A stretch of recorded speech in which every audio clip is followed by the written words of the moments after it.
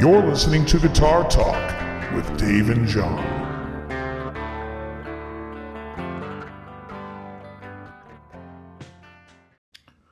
Hey, welcome back to Guitar Talk. I'm Dave. Hey, what's up, Dave? I'm John. Hey, John, nice to meet you. Yeah, first time for everything. What First number are time we caller, first time caller, long First time, time long listener. time. Right. First time, I long time. think this is 34. 34.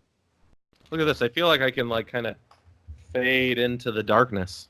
What's been happening? What'd you do this weekend? Good Anything? stuff. Lots of good stuff. I did Elvis rehearsal. We're playing the House of Blues Anaheim next week on Saturday. So this upcoming Saturday, House of Blues Anaheim, for anybody who's Southern California. Tony Fuentes, I'm looking at you.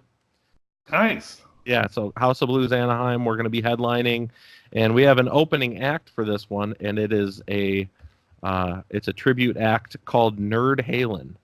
And I'm not sure where the theme came from, but Van Halen meets 80s nerd. It's kind of the idea. All right. Comedian Hal Sparks, who you may or may not have heard of, is the singer of that band. All right. He's been around for a while. Caleb Rappaport is the guitar player, if you've ever heard of him. Okay. He's got YouTube channel. So Yeah. Anyway, that's happening. Sparks and Rappaport sounds more like a law firm than members of a Van Halen tribute band. Right, or a songwriting duo from the 70s. Right, or from the 50s. Oh, there you go. Was that a Sammy Kahn and Julie Stein song, or is that a Sparks and Rappaport? Yeah. Right, exactly. So we've got that Saturday. Tonight, I'm really excited because Junkhead is finally back in the rehearsal room, and we're going to we're preparing for a series of summer concerts where we're going to be hosting live band karaoke. Huh. So this joint that is that's like a fun thing. Yeah, it's a motorcycle shop / venue, which is interesting enough, but the place is awesome. And El Segundo is hosting this summer series where it's going to be beer barbecue and live band karaoke party sort of thing. Right. All summer long.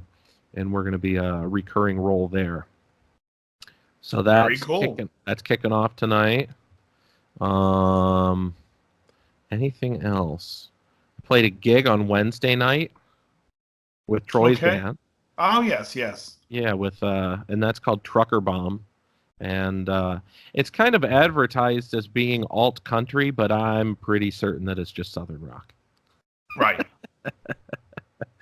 And it went well. We had a good crowd. The waitress had big cans. Always good. Sorry, ladies. Let's be honest. There's no ladies listening to the program. Right. Yeah. And if there were, she's gone. Right. So we did that.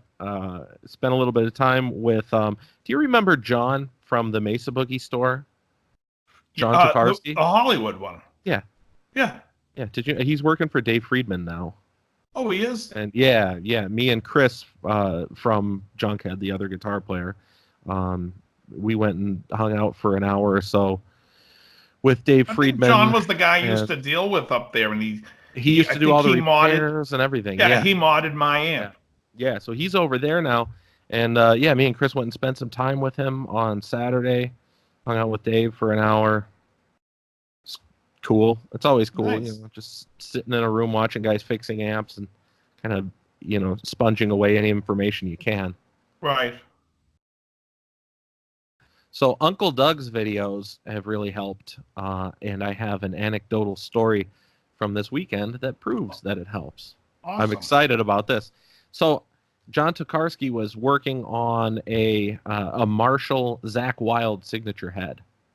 And he goes, "This is weird." And he looks up and he looks over at Dave and says, "They've got a 150K resistor on the input." And I said, "That's weird. Isn't it supposed to be 1 meg?" And Dave was like, "Yeah, it's always a 1 meg." So that's my story. I was like, out of nowhere, I recognized that they got the wrong resistor in the amp. I've never fixed an amp in my life. Why do they put a 1 meg resistor in the input? You got me. It has something to do with pickup loading, but I don't know what. That's hilarious. I don't know how it works, but I do know it's not supposed to be 150K. Right. That's so funny. Watch Uncle Doug's videos. You never know. Yeah, no, he's great. Oh, he's great. Mm. So, were there any? So you had got a rehearsal this weekend, but no gigs. No, just the But gig. the gig last week. Yeah. Okay. But I do have big news. Oh. Coming down the gear pike. Alrighty. Coming down the pike if it's a turnpike, or a pipe if it's down the drain. Right. That's what my money's going down the pipe. The gear's coming down the pike. Exactly. I think you can use them both. Interchangeable.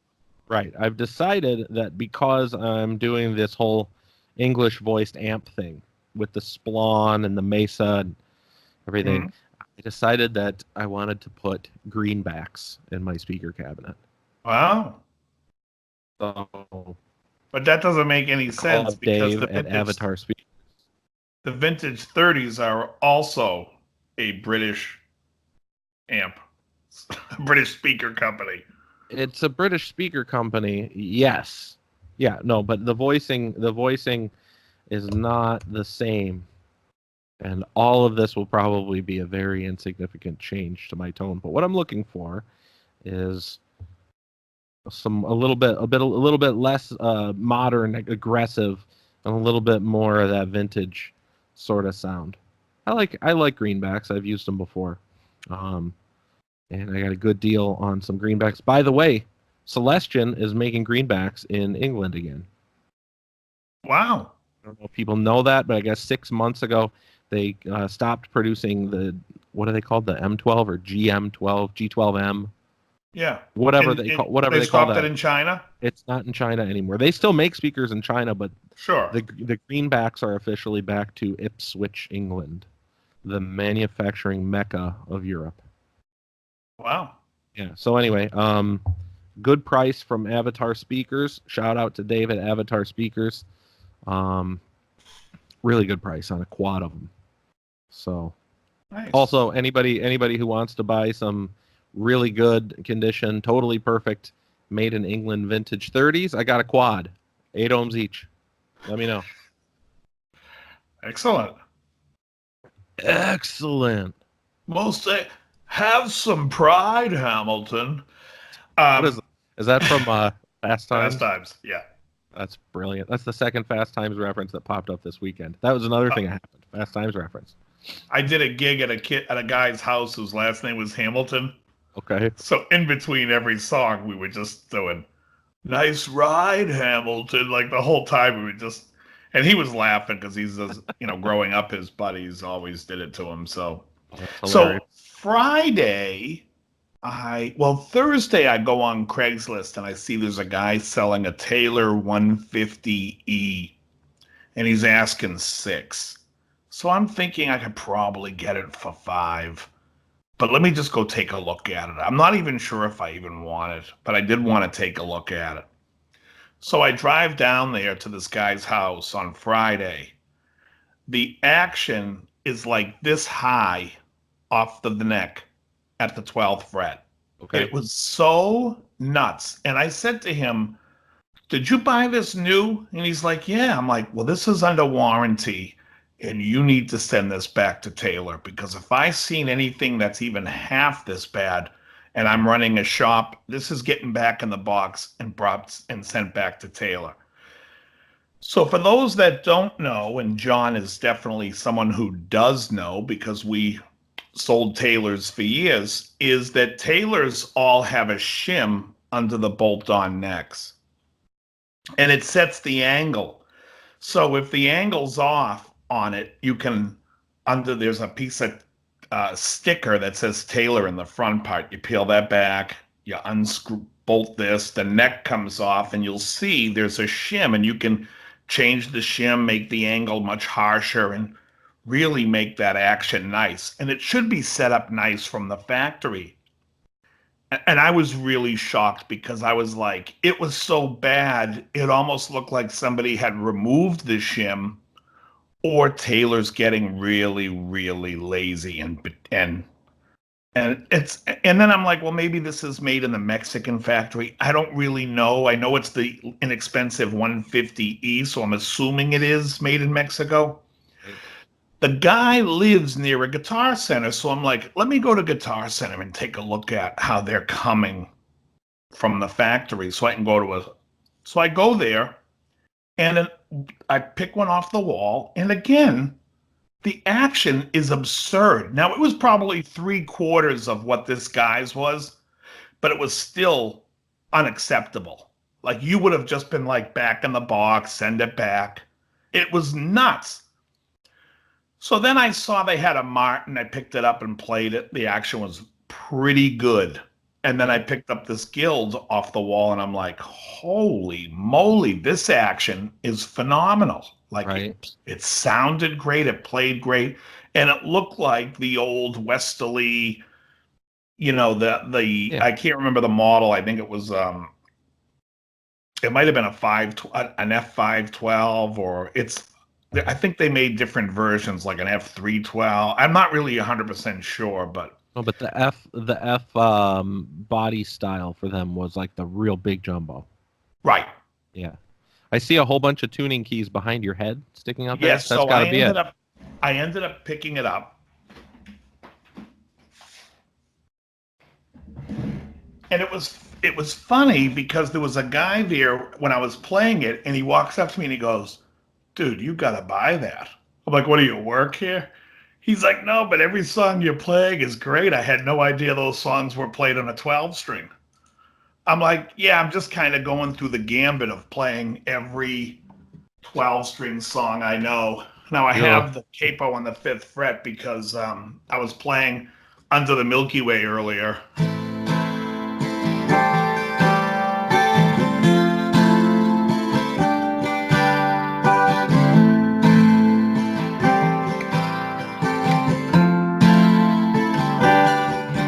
So anyways, that's let me take Sounds the good. capo.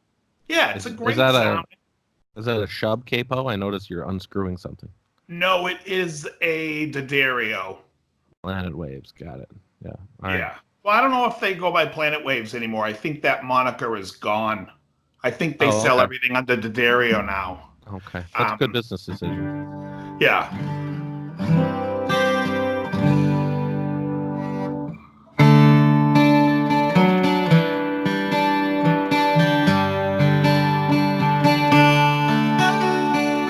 Or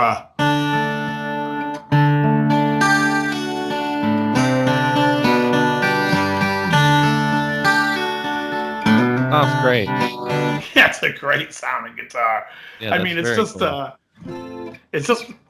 And Now look at the action. Look at that action. Yeah, it looks clean. Looks good. The it's got electronics in it too. Yes, it's a 2512E maple back and sides. I'm sure it's all laminate. I could care less. I need something that I can play a ton of gigs with and not give a crap. I think they sell for $4.99. I got it for $4.25. Not bad. Yeah. Not at all. But I mean, just like if I was to play it like a Korean church. Thank you. Folks, that is the inside joke for all people on guitar stores. Play the whole riff. Play the riff. Oh, well, let me see if I can remember it. I think it's actually... Yeah. Right? There we go. They just walk everything down in open E.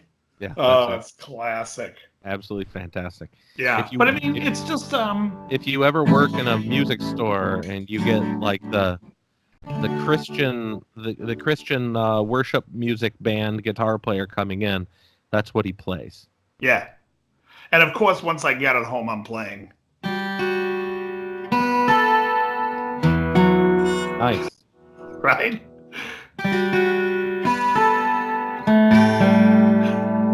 sounds great. It's really fun.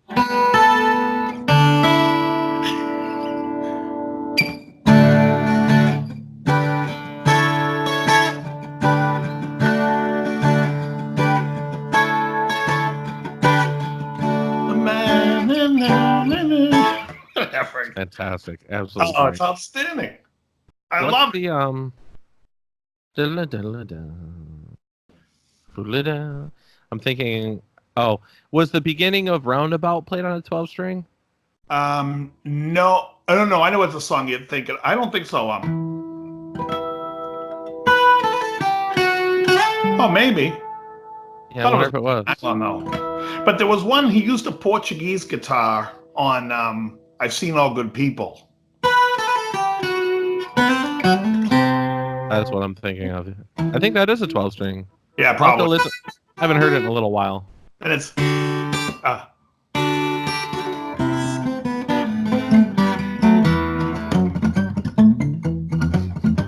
Right, but on guitar, you've got to play the harmonic part.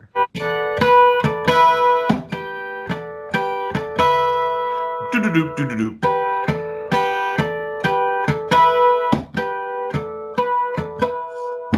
I'll be the Killer. roundabout. Ah, it's great. Nice. Killer. And Good I score. love playing like the Supertramp.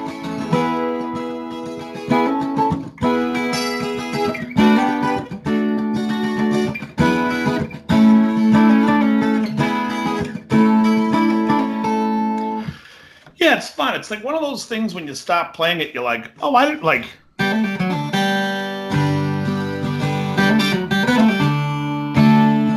You know, it's like you don't realize until you stop playing. You're like, wait, this thing's on everything. Yeah. Yeah, and it's funny because it's a sound you don't get every single day.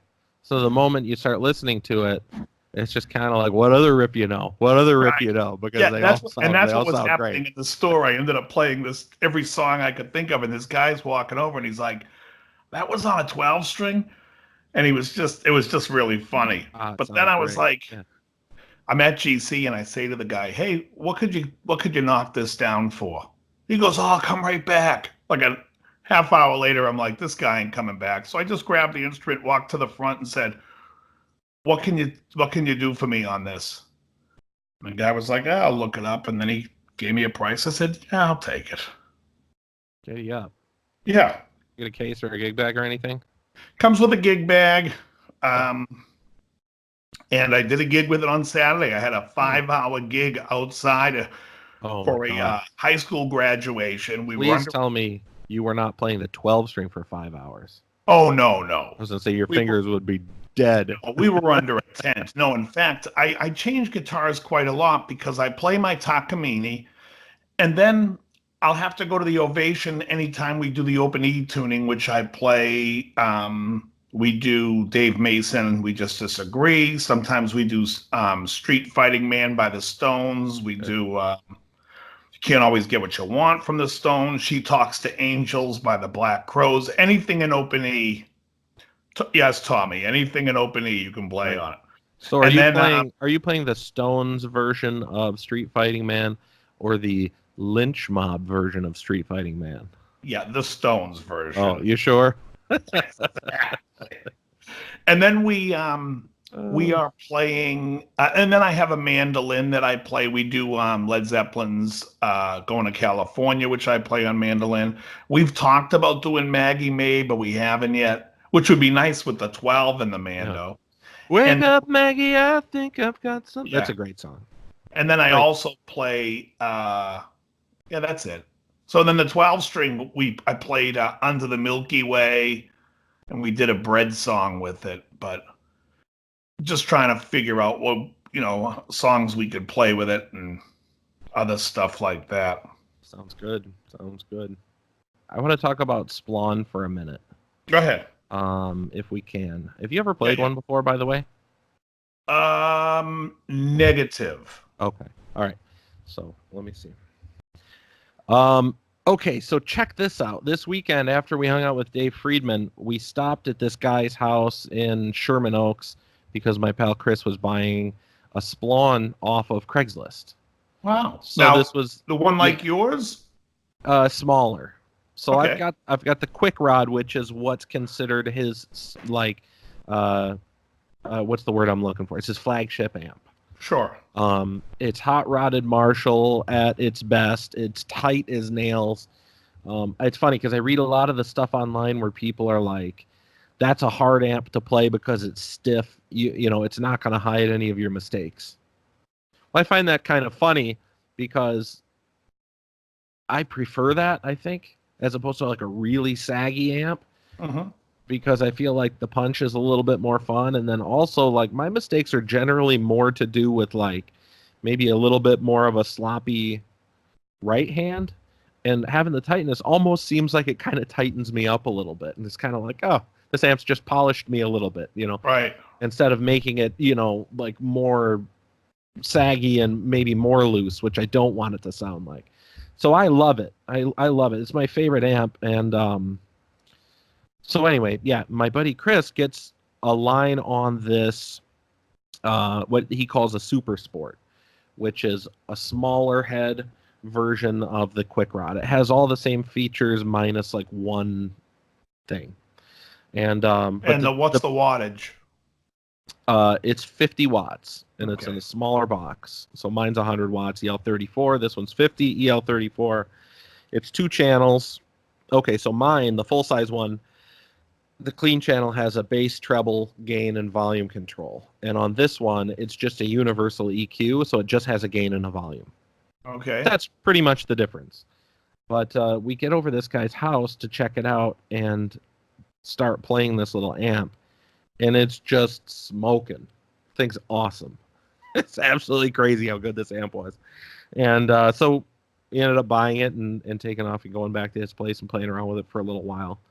And reason I'm bringing up Scott Splawn and his products, I think that we've talked about like the fashionability of this industry before, where like certain names just get all the hype. You know, people want the Friedmans or they want whatever, which is, you know, also a modded Marshall, and it's a good amp. It's a super good amp.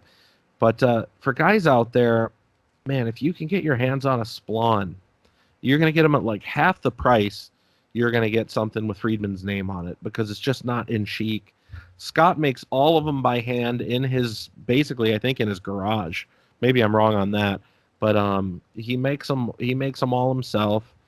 And I think the street price, brand new, for like the Quick Rod is like $2,000, which I think the base model street price for a Friedman BE100 is like $3,300. Mm-hmm. It's considerably more money. But man, these Splawns, like every one that I've played so far, has just like put a giant smile on my face. I think these things are killer. And he's been out for years. I remember when Splawns, like around 2007 or 8, I went and saw a band and a guy was playing a Splawn, and I thought they were going to be the next big thing. And then you didn't hear much about them for a while, and now I see them now again. And I've always heard great things about them. So yeah, I would describe this thing as kind of like it's a hot rodded Marshall. Make no bones about it. That's exactly what it is. But it's just like, man, it's got so much authority.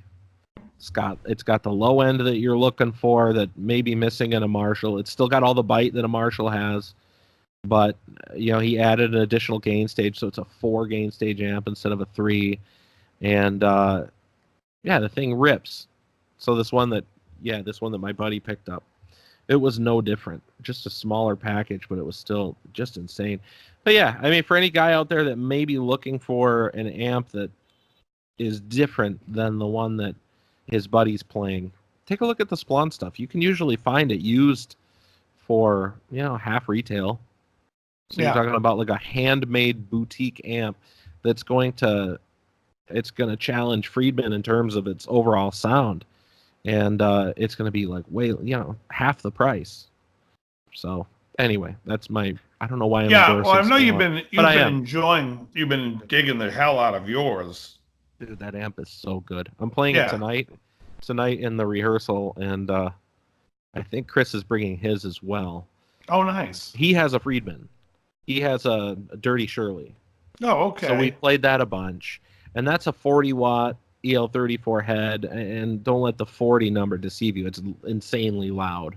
Yeah. But it's a totally different ball game than the Splon. The Splon's got that real tight kank, kank, kank response, whereas the Friedman definitely has more of that thwomp, thwomp, thwomp sort of response, if you understand what I'm saying by my weird orcish language. Yeah, no, I get it. But I think that how did the Dirty Shirley sound next to the Super Sport? phenomenal. It's just a different sound. Oh, okay. But they're both awesome. If you woke up one morning and somebody was like, "Hey, I'm going to buy you an amp," you'd be like, you'd be more than satisfied with either of these. But they're totally different feeling and totally different sounding. The Friedman's got more of that Mesa type sag where you like hit it and it's like chunk, chunk, chunk. But that Splon's just a lot tighter. I think Friedman right now is like the flavor of the week or the flavor of the month or the flavor of the next few years. He's the amp that all the pro guys are going out to get. And years ago, it was Bogner. Sure. Bogner went through the same thing. If you ask me what's a better amp, the Bogner Shiva or one of the new Friedmans, I probably would lean towards a Bogner for myself. I've played them more, obviously, and I like that sound, but they're all great amps and they're all in the ballpark. And if I was to go record with them, you wouldn't know if I said, oh, that's a Dirty Shirley, that's a Splon, that's a Mesa Dual Rectifier. They're all relatively in that ballpark. Right. And the minutia is really heard by the person playing it more than the person listening, especially once you put it in a mix. Right. I'll tell you what's funny is, so last week you and I were talking, and I watched that Johann Segborn video again where he's playing all the different amps. Yeah. And I had it in the background, and I had something playing on my iTunes at the same time because it was like a rock song, and all the amps just sounded okay in the background because I have two audio things going. And then as soon as that terrible vintage modern sound that we hated came on, it cut through the mix and sounded fantastic while there was other instruments playing. I was like, what the hell amp is that one? And I'm like, it's the one that sounds like crap when you listen to it with the naked ear, but I'm listening to a song and it cut across that song and sounded fantastic. I was like, that's funny. And it goes to show you don't know shit until you're playing it in a mix, and then you go record an amp, you're going to have to re-EQ it most of the time. I mean, that's why I love the idea of the 57 with the ribbon mic, because you just add more 57 if you want that brightness. Right. But that's not what the amp really sounds like to the naked ear. Those amps are a lot fuller. But absolutely.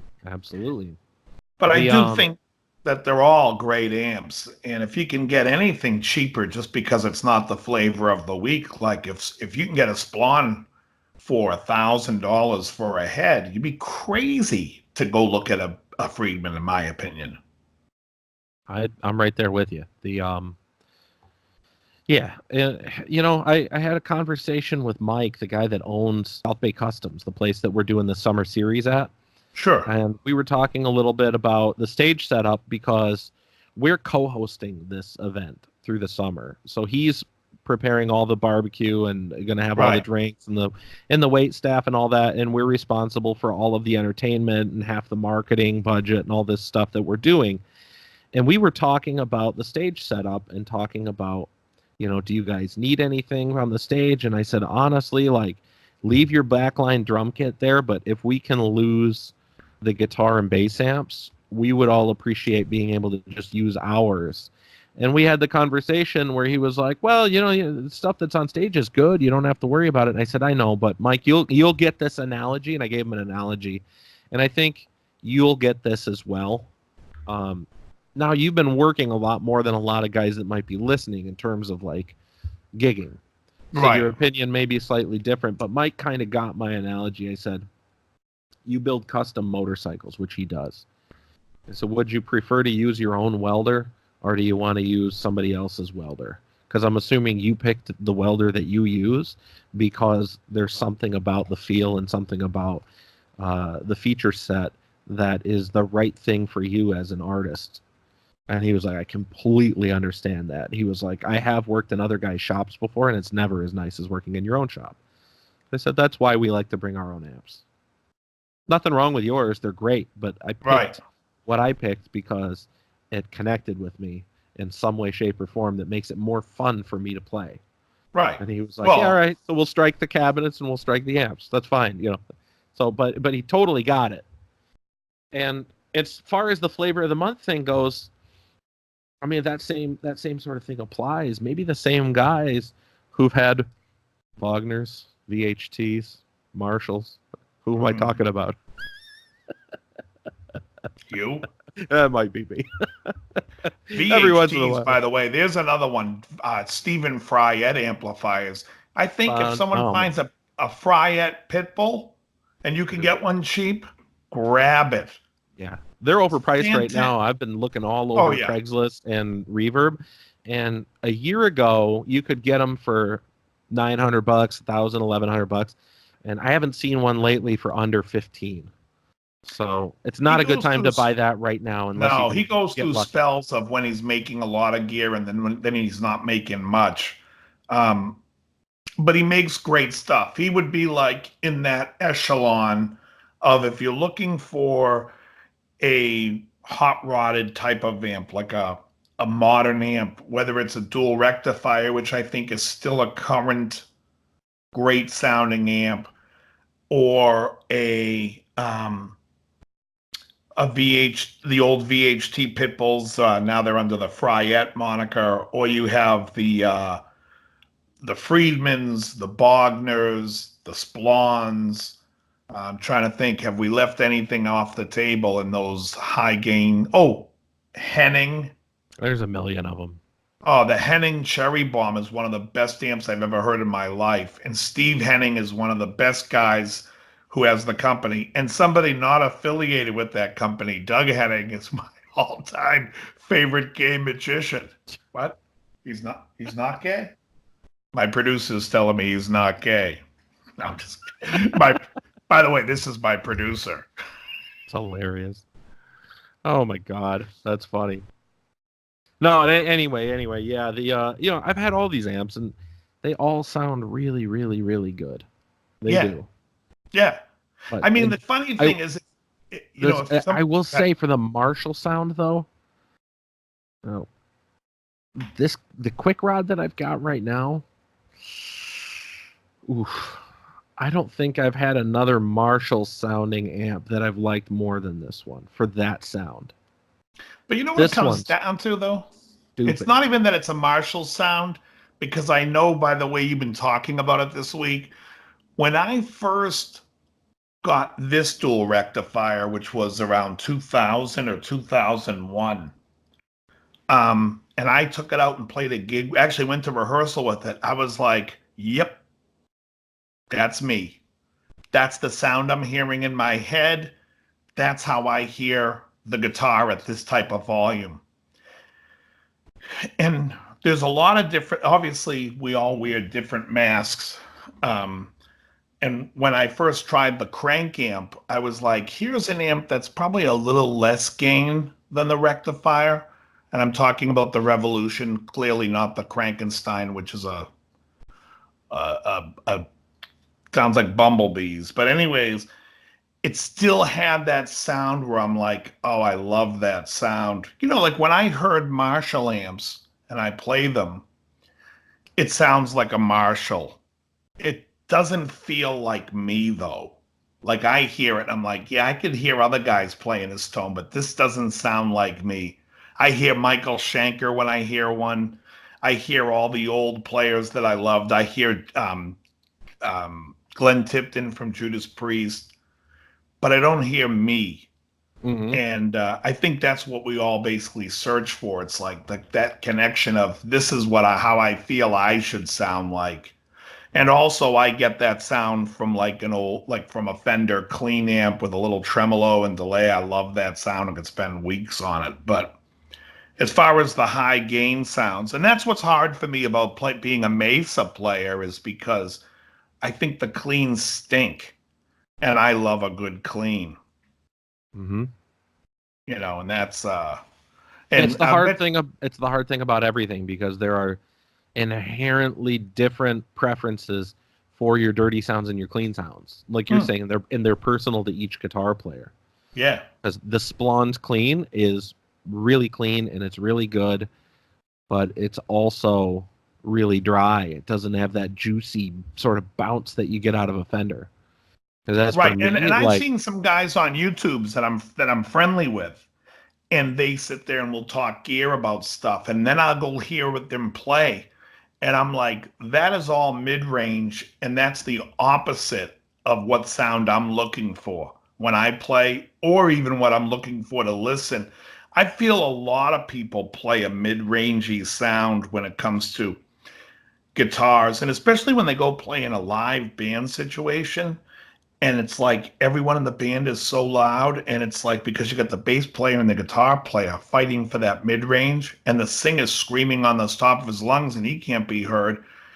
And it's like, man, if you just took some of those mids out of the guitar and brought it bright, like that vintage modern on that, it sounds sizzly and completely terrible alone. But once you hear the bass under it and the vocals singing with it, you're like, boom. Yeah. That's a balance. That's the sound of the whole spectrum. And it's just, some people don't hear that whole picture. That's the sound we're looking for in our bedroom, right? You're looking for that complete picture that just doesn't work on stage. Right. Exactly. Well, it's funny. I've had people say to me, oh, listen to this. It sounds just like Van Halen's tone. And it'll be a cool tone. And I'm like, yeah, but it's way more mid-rangey than his tone. If you listen to any isolated tracks by Van Halen on YouTube, you'll see it lacks a lot of mid to bottom. It's a bright sound, and that's Eddie's tone was really bright. Yeah, and it got brighter, which I don't think was good for him. But I did a backwards chronology of Edward Van Halen guitar tone on Saturday. Oh, you did? Because I started by listening to listening to Van Halen 1, and I was like, whoa, God, every time I listen to this, I forget how good the guitar tone was. Yeah. And you're just like, oh my God, it's so chewy. And then you listen, you're like, wow, it's really bright, but man, it still works. And it's just so enjoyable to listen to. And then I was like, I want to throw on, a later thing, because I think I saw, like, you remember when David Lee Roth came back in the band and they did Me Wise Magic and whatever the other one was? For the Greatest Hits album. Correct, right. So that showed up on my list, and I was like, oh, I haven't heard that in like 20 years. So I put it on, and I was like, huh? Right? So at that point, I thought, I'm going to go backwards and listen to how his tone changed through the ages, just to hear it. And so I did. And after 1984, his tone stinks. Agreed. On that. It could have been good during For Unlawful Carnal Knowledge, but he's got that chorus pedal on so thick, or whatever the Rat chorus is. It's just like, dude, how can you ruin a Soldano like that? Yeah. Ugh. Was it a Soldano on that record? Because that sounds better than the record before and after it. I thought so. I thought that was what he was using. I have no idea. I don't know what he was using back then. I'm under the impression that it was the SLO. What's your favorite Van Halen guitar tone, though, on the original 6 albums, is it? Is it 6 or 5? No, it's 6. On the original 6 albums. I didn't pay that close attention. It wasn't such a strict chronology that I really paid that much attention to. Yeah. To the early sounds being that different. They are slightly different. You hear some differences the first album from album to is album. A phaser on everything. Right. Is a phaser all over the first album, which seems to disappear mostly on the second record. It's gone. Yeah. It's and the second record's tones are fantastic. They're really good. That's got Dance the Night Away on it. Yeah. Yeah. And I think Women and Children for my money, it sounds like he's just in like a garage with that thing decked. I mean, it's just what's on Women and Children? In the Cradle Will Rock. Right. Everybody Wants Some. Yeah, Fools. okay. Romeo Delight.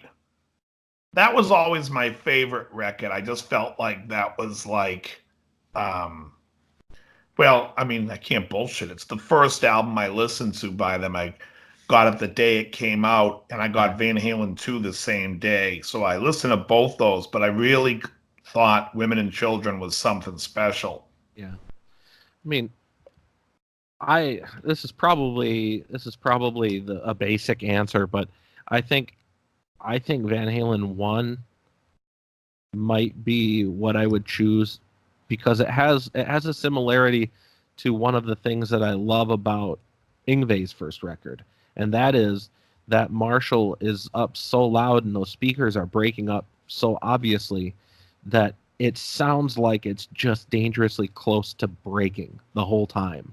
Right. You're listening to it and like the compression of the power tubes makes everything kind of go like splat, splat, splat, splat, splat, and you're just like, what is that sound? That is amazing.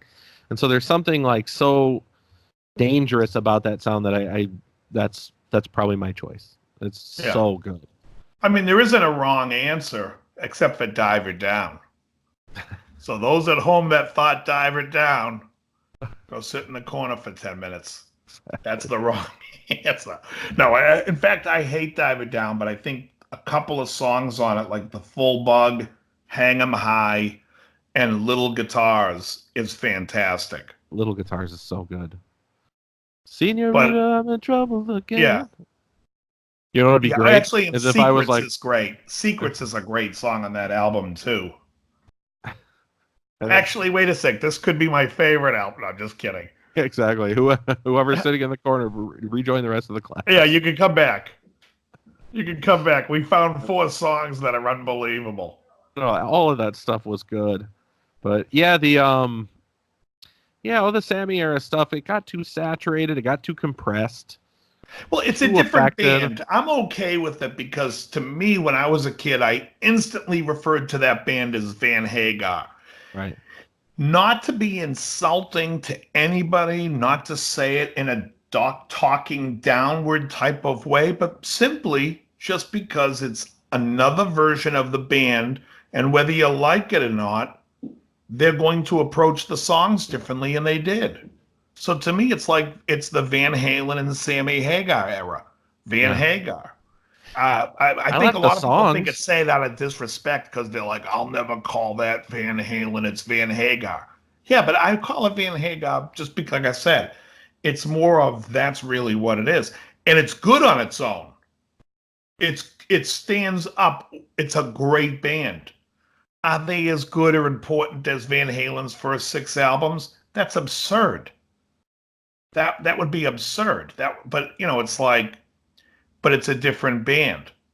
I totally agree. It's almost like I'm just talking about the guitar tone, though. That's it. I'm not talking about the songs because I like the songs. I love Summer Nights. That song's great. It's so Steinberger. Yeah, it's also such a unique approach to the guitar that he did in that song. But if you were gonna say like, all right, now he hits the trans trem in the intro, right? It's pitched up like a minor third. Yeah, it's really neat. But if somebody was gonna say, all right, pick one for your guitar tone tonight at your gig, I'm not picking that one. No, I'm picking Van Halen 1. This is what I'm gonna play tonight. That's all I mean by it. But but it was also, I do like the records. Yeah, no, I mean I think they're great. It's almost like people that pick AC/DC versus Brian Johnston versus Bon Scott. And really, in my mind, it's so much more of Henry Fonda and George Young versus Robert John Mutt Lange. Because even Highway to Hell, even though that's still a Bon Scott album, the guitars sound a little bit, it was him dialing in what AC/DC is eventually going to be. Right. And Back in Black, they were in full stride. But,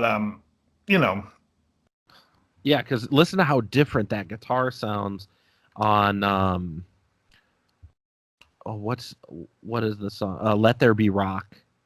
He goes down, down, down, down, down. It's the same riff they play all the time, but the sound is considerably different than when Mutt Lange joined. Way different. It's amazing how different that is. Yeah. It's probably almost the same gear too. Right. And that's a producer coming in saying, this is how I hear your band. And this is how I would record it. And this is what I would do to take it out of the garage-ish. And anyone that knows me knows, I think, like, AC/DC's 3 best albums are, 2 of them are from the Brian Johnson era, and 1 is from Bon Scott. And my Bon Scott album... I got to guess. Go ahead. We need the game show music. All right. All right. So your 2 favorite, 1 from Brian Johnson, 1 from... Nope, 2 from Brian Johnson. Oh, right. 2 from Brian Johnson, 1 from Bon Scott. I'm going to have to say Back in Black is one of them. That's number 1. Yeah, it has to be. It's an album that I'm sick of the song Back in Black until I hear it in context of the whole album, and then I love it again. And I'm like, oh, this song is ridiculous. All right. I'm gonna go out here and take a guess because I think you may have said this before. Mm-hmm. I think you're a big fan of Fly on the Wall. No. Ah, shit. All right. Wow, wow, wow. I feel like the whammy should be walking across the screen. You know, on Press Your Luck, taking all your cash away. But you're close. Right. It's the album before Fly on the Wall. Although Fly on the Wall has some good songs, but Flick of the Switch. Oh, that's the one. Flick of the Switch is just phenomenal. It's the alliteration between the 2 titles. You had Flick and Fly, and I was just like, oh, I'm wrong. Damn it. All right. And the only reason is because For Those About to Rock, to me, comes across as Back in Black light. It comes across as like almost like a continuation of that album. Like, here's the songs we didn't put on Back in Black. Okay. And then Flick of the Switch. Released it as a double album, and it would have still been amazing. What's that? They could have released it as a double album. It would have been amazing. It would have been. But I'm just saying, it's still a great record, but it's still in the shadow of the original 10 songs on, is it 9 or 10? I think it's 10 on Back in Black. Dude. But then if you look at Flick of the Switch is now, it's like bringing back the Bon Scott era of the rawness to Brian Johnson in that format. And I just think that it works. It's a less... Go on. That song, heavy decibels are ringing from my guitar. Yeah. Oh, it's the best. Yeah, that's that's so good. Rock and Roll Ain't Noise Pollution. Yeah, last song on the album. It's unbelievable.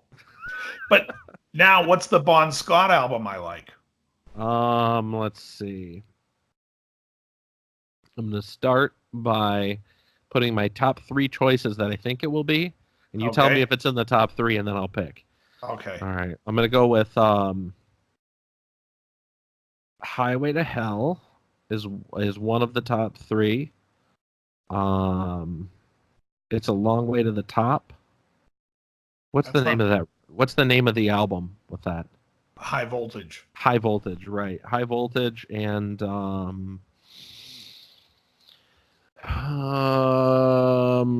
Dirty Deeds.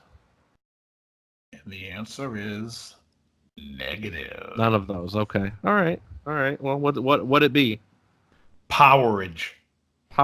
What's on Powerage?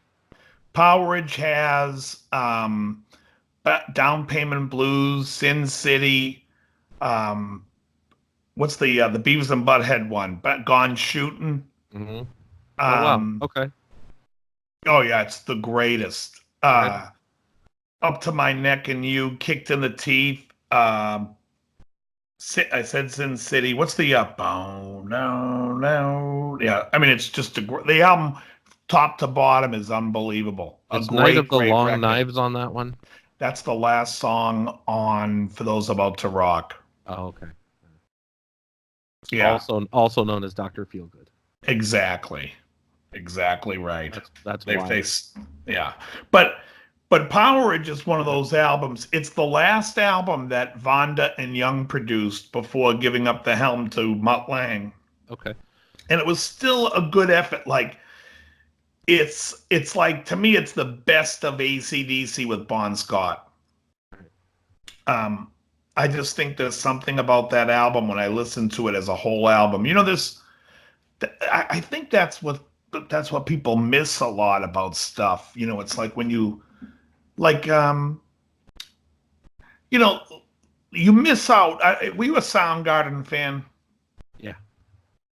Super Unknown has so many big hits on it. And then you tell somebody to listen to it, they're like, I know all the hits. But it's like stuff like 4th of July. And it's hearing 4th of July in the context of the whole album that's like, that's just of where it is in the album. Or Like Suicide. Is that what the song's called? Like Suicide? I think so. Yeah. You can check, but I think that's right. Yeah. I mean, it's a good album. Oh, but those later songs, because the album's winding down, and you get like I said, 4th of July, you hear that, and after you've heard all the other stuff in context of the album, it's fantastic. I think a lot of people miss that the listening to the album gives a certain vibe to things. I was listening to Joe Rogan's podcast that he did with James Hetfield. Did you see that one yet? No. It's older. It's been around for about a year, but I just watched it. And there was a moment where him and James were talking about the rebound of the record industry. And I'm not talking about recording industry. I mean, just records, like physical vinyl. Sure.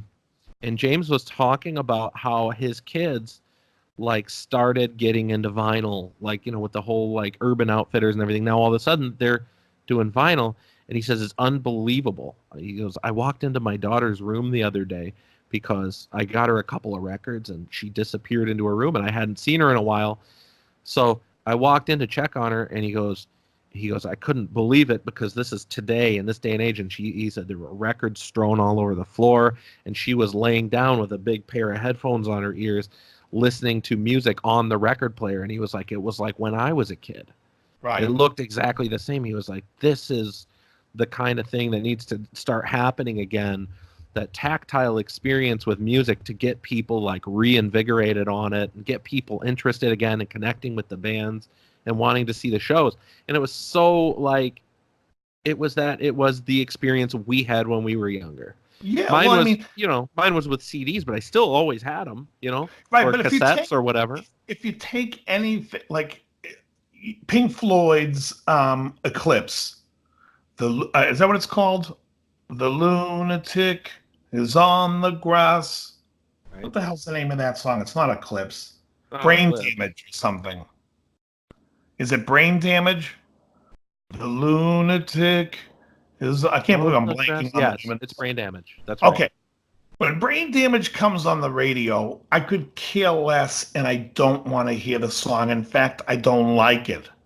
When I listen to Dark Side and put it on, when it comes on, I love it. It's in context, and it's a part of the listening experience of the record. And totally, like when I sit there and I try to tell people about like Led Zeppelin, Physical Graffiti, and some of the songs I like, I'm like, just listen to Physical Graffiti in its whole. You'll get the songs in context, and you'll see what an amazing record it is.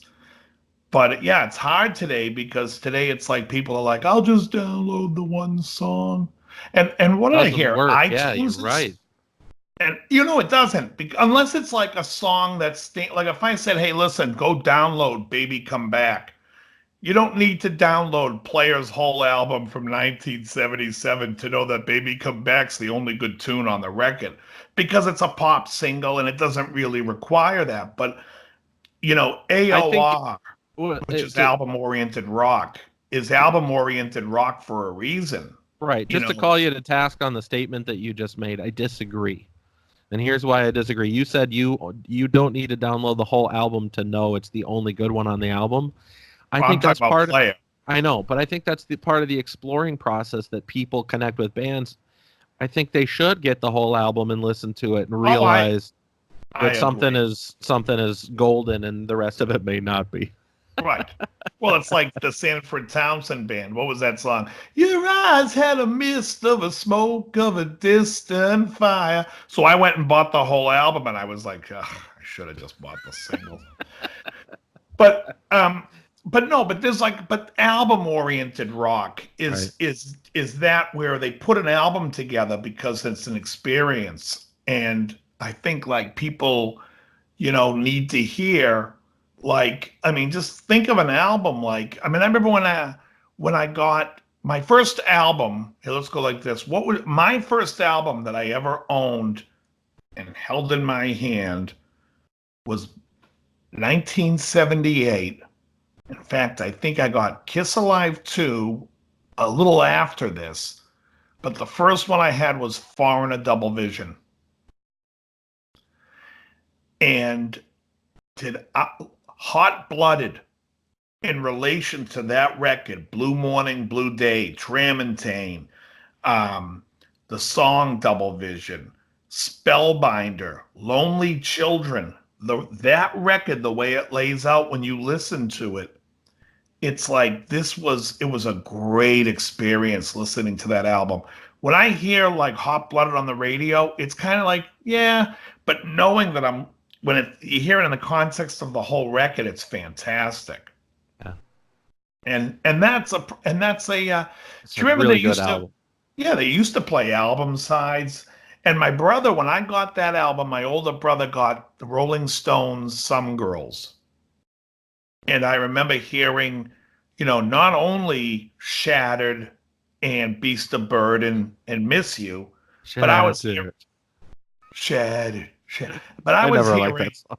I'm hearing, well, in context to the record with Before They Make Me Run, Respectable, When the Whip Comes Down, their It might be cover of good. Just Yeah. My Imagination, it's a friggin' great album. It's like, it could be their best. Yeah. Yeah. It Yeah. could be their best, but today we have, we are making a people of vapid people that have no, and maybe it is coming back, and I hope James I hope it is. Hetfield's right. In fact, I saw Lars in an interview, and Lars said, "Is that really Gene Simmons?" Did you ever hear, Craig Gass? Yeah, I watched that. It was phenomenal. Speaking of Lars, That was my Craig Gass impersonation of him doing. I can't personally apologize to him. I don't know him, but I feel like I owe Lars an apology. Really? So Lars was one of the first guys banging the drum to protect artists' rights when the whole Napster thing was going down. And everybody, no, hold on, listen, hear me out here, because you got a goofy smile on your face. You got something to say. I'm thinking of that South Park episode. Oh, of course. That's Lars Ulrich. But the whole thing is, maybe he was onto something. Maybe he saw what was happening in the industry before I certainly did. But in terms of artists are not going to be able to support themselves at all with record sales anymore because this is how it's going to be now. And he was fucking right. Everything went from artists can't sell records anymore because people just download them for free, stream them whenever they want. He saw it ahead of the curve and he tried to fight it, and people looked at it and said, wait a minute, you're super millionaires. What are you worried about? Well, maybe the reality was that he was also looking out for the benefit of every other artist who wasn't a millionaire, which is 99% of them. Who are not going to be able to make protecting a living intellectual property. I don't think anybody had a problem with any of those people that were fighting for their intellectual property. Really? I mean, other than me. Everybody was making fun of him about that whole thing. Just making jokes, but I don't think anybody in all seriousness really blamed him. I mean, it's intellectual property, of course. I mean, Napster was basically just passing and sharing everybody's music. Right. It was ridiculous. I mean, that's how the whole thing is now. Yeah. Well, but today they do it through like a pay system where they're paying ASCAP. They're kind of dealing with it like radio, like the way, and I still think it's terrible because I think the current system, even before Napster, was terrible. Yeah. And Yeah, I hear you. I think records are the way. I think records are the way to go right now for when you have the intimate listening opportunity. Most of us listen to music in our car. Streaming's fine for that, but man, when you really want to listen to a record or a CD or whatever. It just like when you have the tactile experience, it really makes so much difference. so you remember I have all my music basically in my iTunes. I put everything in. Yeah. So sometimes I'll be like, I heard a song by ELO like 3 years ago on the radio. And I was like, you know what? Let me go give that record a listen. So I burnt onto a CD two ELO albums back to back that I wanted to hear. And I listened to them in the car nonstop. And I was like, these are effing phenomenal. I know what it was. There's a guy who's on YouTube and he reviews albums. And then he reviewed Out of the Blue by ELO and was going song by song. And I'm like, I don't know any of these songs. So then I downloaded it, burnt it, threw it in my car, and listened to it. And I was like, I was 9 when the record came out. So of course I didn't listen to it back then. But listening back to it, I was like, yeah, these songs are brilliant. In fact, I think Jeff Lynne is one of the best songwriters. And I was watching a video on YouTube 2 weeks ago.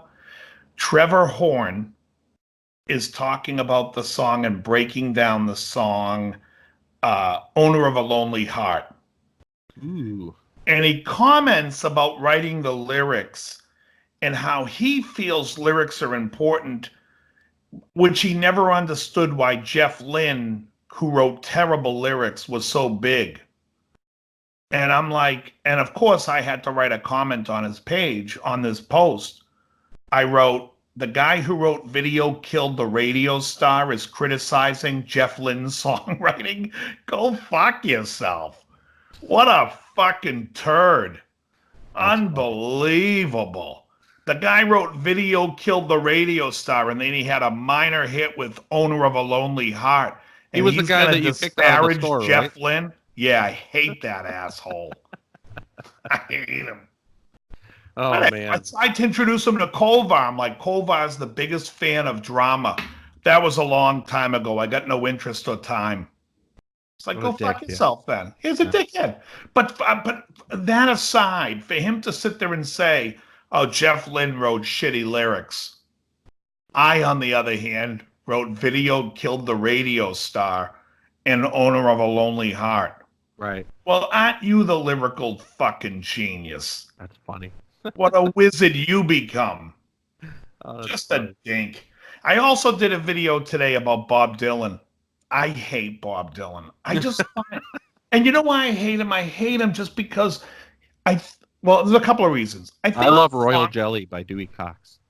I think, oh, it's genius. I think his songs are they're just poor.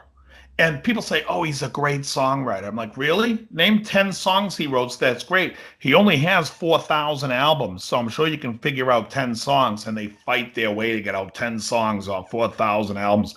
And then when they name the songs, I'm like, I hate that one. I hate that one. I hate that one. And I watched a great documentary about Mike Bloomfield. And he wanted Bloomfield to play for him. So Bloomfield was like, we should rehearse. We should write charts. We should have it down.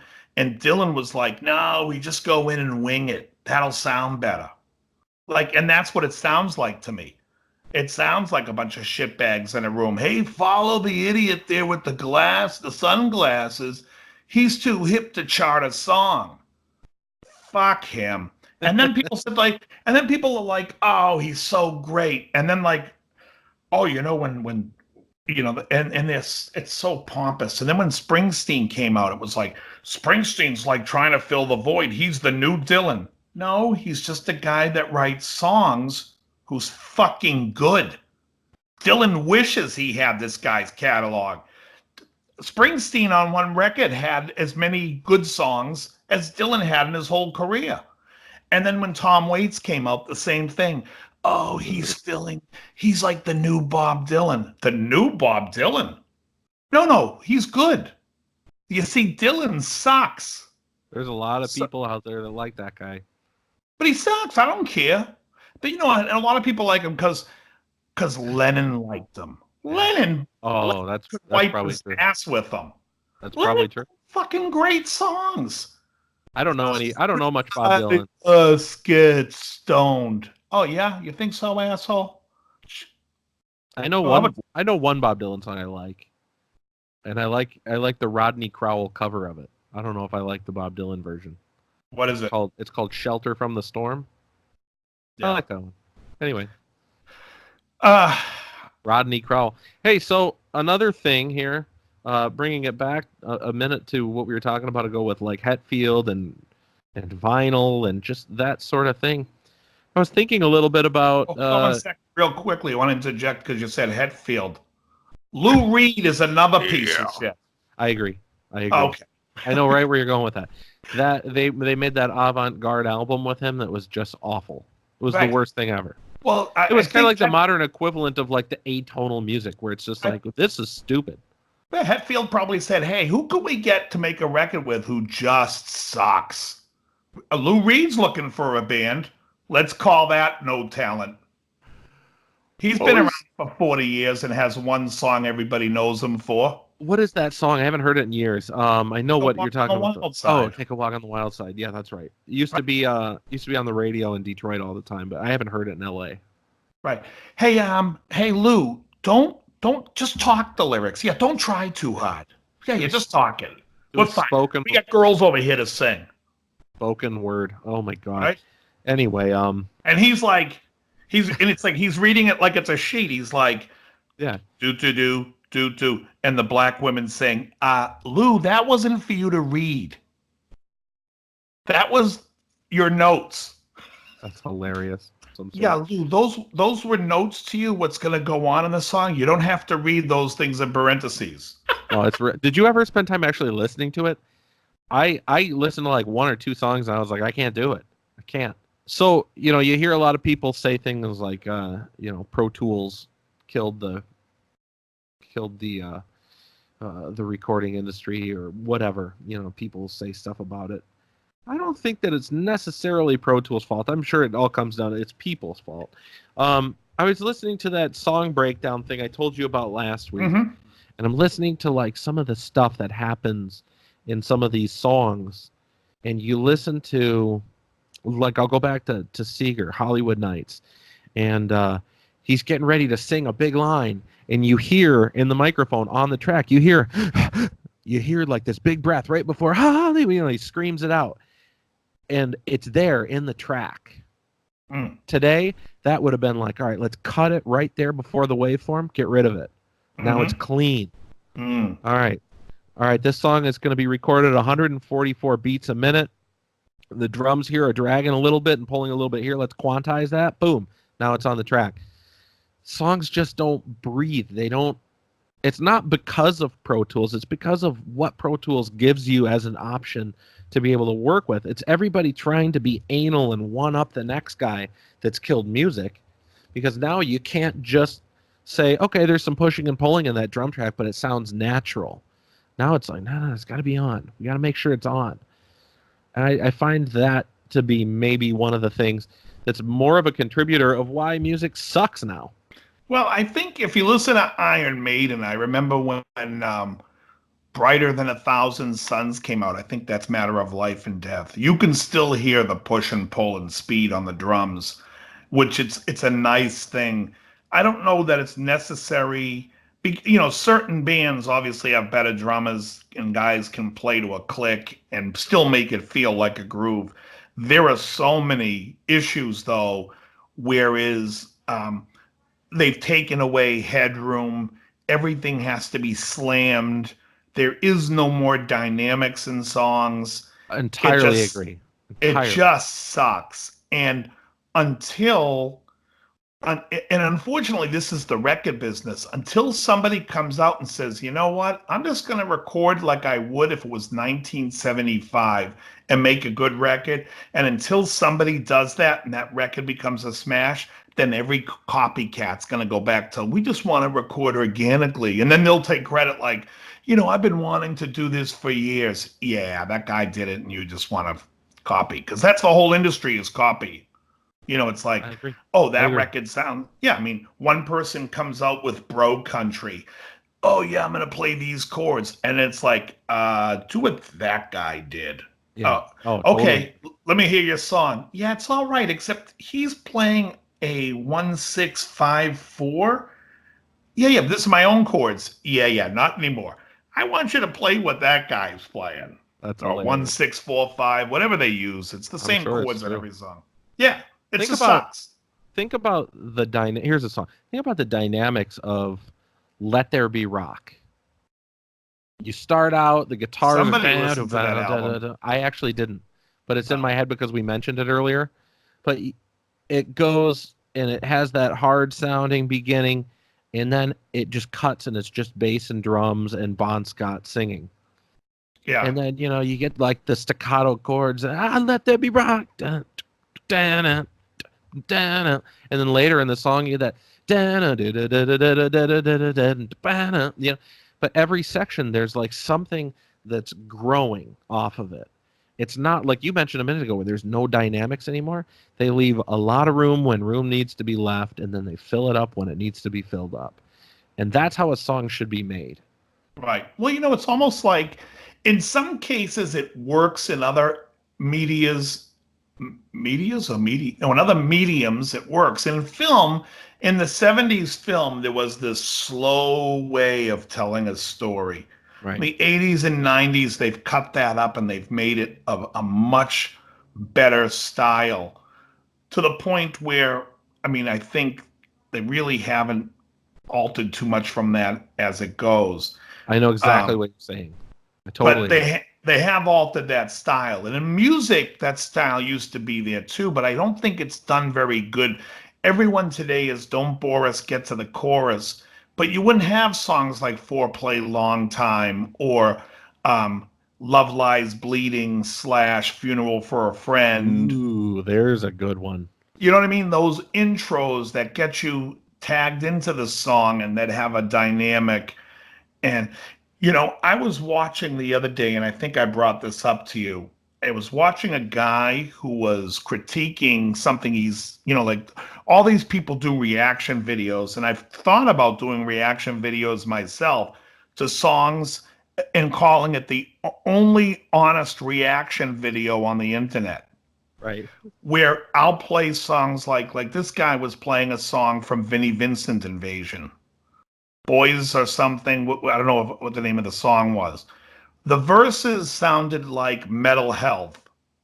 Well, I'm an axe grinder, a pile driver. Whatever. The song was absolute shite. Oh, I thought you were going to say it was amazing. Absolutely horrendous. Vinnie Vincent's playing is so over-the-top shred and so opposite of musical. He is the antithesis of anything that is palatable to the ears. It was terrible. The guy singing, which I think was Mark Slaughter, it might have been, was so rotten, so horrendous for the song. And they're all in makeup, and it was just an absolute abomination that if you didn't have a video and you just listened to the song, you're vomiting by the end. And I was like, I should be doing reaction videos, because when I first saw that guy's reaction video to it, he was excited by it. And I'm like, this is garbage. And this is why I never heard this growing up, because I couldn't really stand the hair metal stuff. Now, some of it was good. I love a good Rat song like Round and Round. And, but by the way, the vocalist was Robert Fleischman, who also was a former Journey singer. Oh, I know who Rob Fleischman is. He's the one that wrote Anytime. You're literally the only person in this chat that knows who that is. None of our audience knows who Robert Fleischman is. Yeah, Fleischman was hired by Journey to be the singer. He co-wrote 2 songs on the Journey album. Or I'm the only one. And then they fired him. They fired him when management found Steve Perry and liked him better. Oh, hold on a second. You're not too far off here, though. Fleischman exited the band during a contract dispute, and the video was produced for The Boys Are Gonna Rock with new vocalist Mark Slaughter lip syncing over Fleischman's vocal track. Gotcha. I thought it was him in the video. Yeah, you're not wrong. And oddly enough, Dana Strum was the bass player. Yes. Who also was the bass player for Mark Slaughter in Slaughter. Yeah. And who was the drummer? Blas Elias? What a name. Yeah. Anyway, Slaughter sucks. Oh, horrendous. But anyways, I didn't know they came from Vinnie Vincent. That's wild. The point I was making was I would like to see an honest reaction to songs like this because it's just garbage. There was nothing musical about it. And if it was good, it would have been good. That's my argument for anything. If it's good, it's good. It's not good. I'm sorry. Anyone that thinks that, like, you know, you grew up with it or something, or you were 13 years old listening to it, whatever. There's stuff that's good, like stuff I go back to, and I'll listen to, like, Judas Priest, and I'll be like, that was a great song. That one, not so much. But that was a great song. But when I watch Stone, great tune. That whole album is fantastic. Sorry. There will be no disparaging the Scream of a Vengeance album. No, it's phenomenal. But there is some bad stuff out there, and people should be able to call it out. Look, I'm not right about the Mark Slaughter video, the Vinnie Vincent video. I'm only right that it's my opinion that it's absolute crap. And that's all these reaction videos are. But they're all so pandering to the people that want to hear somebody else love what they love. Totally. And it's just a complete, like, I love Devo. I think Devo's fantastic. If somebody did a reaction video to every Devo song and shat on them because they honestly did not like it, I would watch it and laugh. I still love those songs. It doesn't matter to me what someone else thinks. But for entertainment purposes, I wouldn't mind seeing an outside opinion of someone that grew up on maybe classical music or grew up on heavy metal that listens to Devo and thinks it's crap. But that song by Vinnie Vincent was absolute garbage. Absolutely. It's not good. Is he a woman yet? Well, his transformation is, no, I have no idea. No, isn't he actually, I think he actually is transforming. I don't know. I'm not being a dick. I think seriously. No. Oh, is he? I don't know. I so. saw when he was on that, he did that Kiss convention or something, and Eddie Trunk went down there and he was walking around, that he did have pockets of fat in weird places that men don't get them. Mm-hmm. He's also wearing makeup and has a woman's haircut and is wearing a dress in this thing I'm looking at right now. Yeah. Yeah, I don't know if he or they or however it wants to be approached. It's I think that there's got to be something going on there.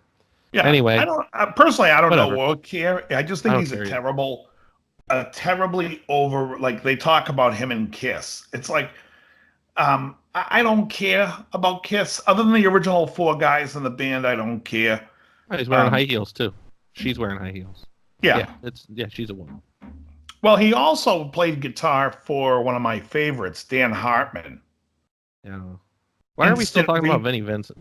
Oh, because he's in the Instant Replay video with G.E. Smith playing bass, and Dan Hartman, by the way, is a unbelievable talent. He passed away, I think, from AIDS, but brother to Phil Hartman. No, you know what Dan Hartman sang? Go on and take a free ride. He was the singer. He was the singer of the Edgar Winter Group. He wrote and sang "Free Ride." I do love Phil Hartman. Oh, I love Phil Hartman and Dan Hartman. But Dan Hartman also did that song "I Can Dream About You" from the '80s. I can dream about you. Oh, okay. Yeah, that was him. And he did Instant Replay. You got to look up the video. Vinnie Vincent. Yeah. All right. I'm not going to bother, but okay. I'm talking to the audience. Oh, they should look it up. Yes. They shouldn't look. Yeah, no. It's a great tune. Oh, folks. Yeah. You set my soul. Anyway, you see Dan Hartman at the he's like, you set my soul on fire. I was just gonna say to the audience, you've got better things to do with your life. But the reality is, if you're still with us this late into this program, Right. you should go watch it. You don't have anything else going on. Exactly. Oh, that's funny. Anyway, what? Ooh. So talking about a reprisal of a song being able to have a long-winded intro.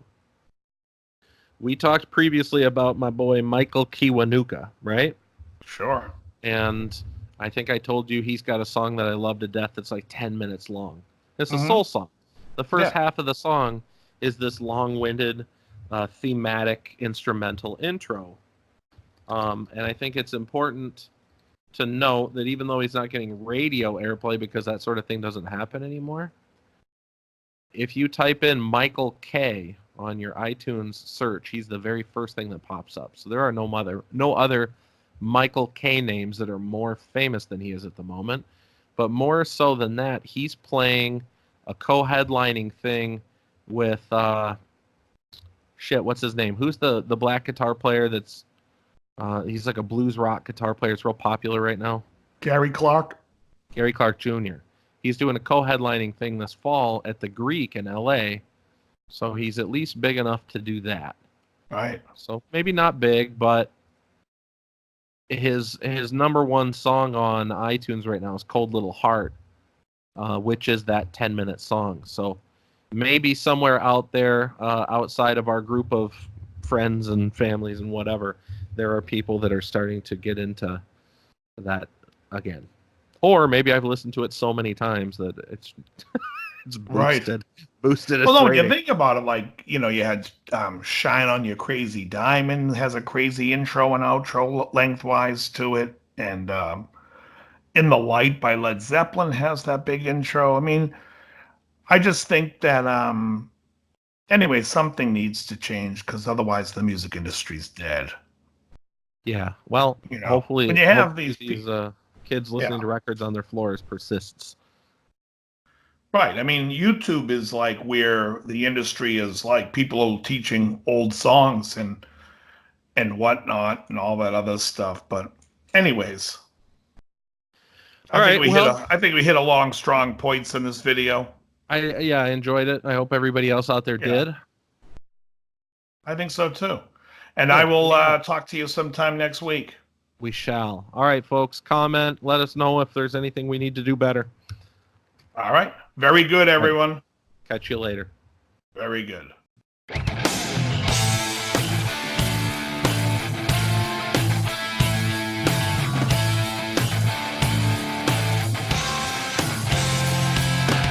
You're listening to Guitar Talk with Dave and John.